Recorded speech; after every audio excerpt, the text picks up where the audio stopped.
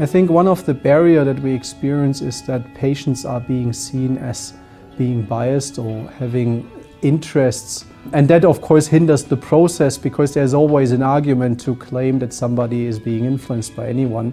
But we need to rationalize that discussion, because I think everybody has an interest. What I think is most important is to declare the interests and then let patients and everyone actually participate in the process to bring their opinion in.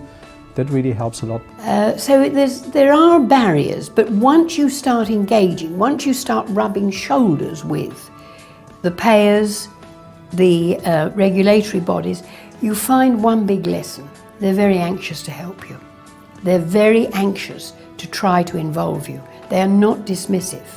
And I really found that encouraging. The biggest barrier from where I'm sitting in Ireland is education, you know, and that's not just for the patient organisations, but it's for the regulator and the agencies themselves.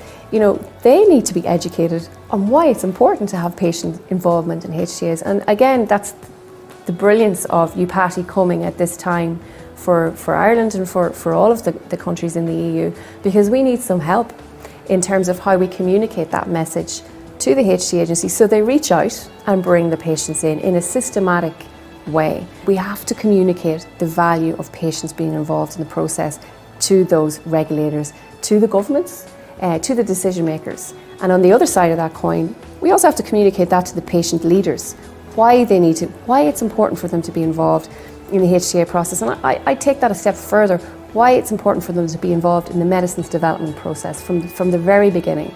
Because I think patient-related outcomes is where patient organisations need to be at.